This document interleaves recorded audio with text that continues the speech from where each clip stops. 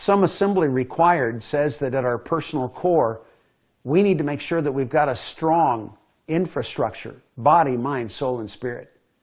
That in the family space, our ability to relate to another partner, a spouse, a person who will likely be in our lives in a remarkable way to meet one of our greatest needs.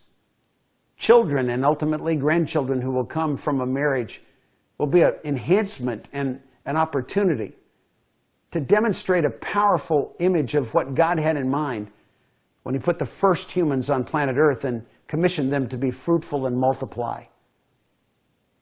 Our careers take a very important place in our lives, and we're going to give appropriate attention to that because a life well lived includes a career well served.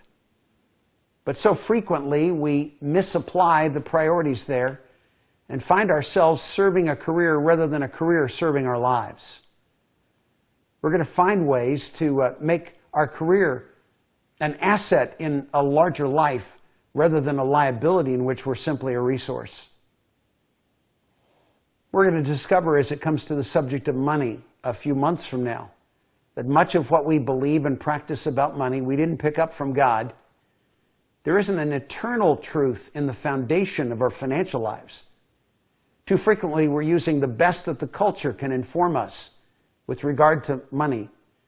And very often, it's unsound reasoning that can only take us to ruin. And then we're going to arrive in our third year together at some of the most important conversation we can possibly have. And that's a deeper understanding of this idea of our role in a drama that began at the earliest moments of time and will continue into a future where the horizon just is marked with the designation of eternity. And we're playing a part in this grand drama that God calls history, His story. We're going to find that our calling is our unique placement, a role for us to fill, a part for us to play, a contribution for us to make. And we're going to discover that most people have taken far more attention and time and money in refining their careers, but tragically have never been helped in making some commitment of their capacity to discover what God called them to be and to do.